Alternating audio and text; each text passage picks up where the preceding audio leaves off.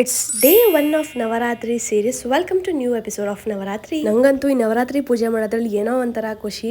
ಇನ್ನು last year ಆಗ್ತಾನೆ ಪಾಪವಾಗಿತ್ತು, ಅದಕ್ಕೋಸ್ಕರ ಮಾಡೋಕ್ಕಾಗಿರ್ಲಿಲ್ಲ. ಈ ಸರಿ ಅಂತೂ ಇಲ್ಲೇ ಇರ್ತೀನಿ. ಪೂಜೆ ಮಾಡ್ಕೊಂಡ್ರೆ ದೇವಸ್ಥಾನಕ್ಕೆ ಡೈಲಿ ಹೋಗಿ ಬರ್ಬೋದು ಅಂತ ಹೇಳಿ ನಾನು ನನ್ನ ತಂಗಿ ಇಬ್ರು ಬೆಳಗ್ಗೆ 5 ಗಂಟೆಗೆ ಎದ್ದು ಪೂಜೆ ಎಲ್ಲ ಮುಗಿಸಿದ್ವಿ. ದೇವಸ್ಥಾನಕ್ಕೆ ಹೋಗೋದಕ್ಕೆ 6 ಗಂಟೆ 6:30 ಆಗೋಗಿತ್ತು.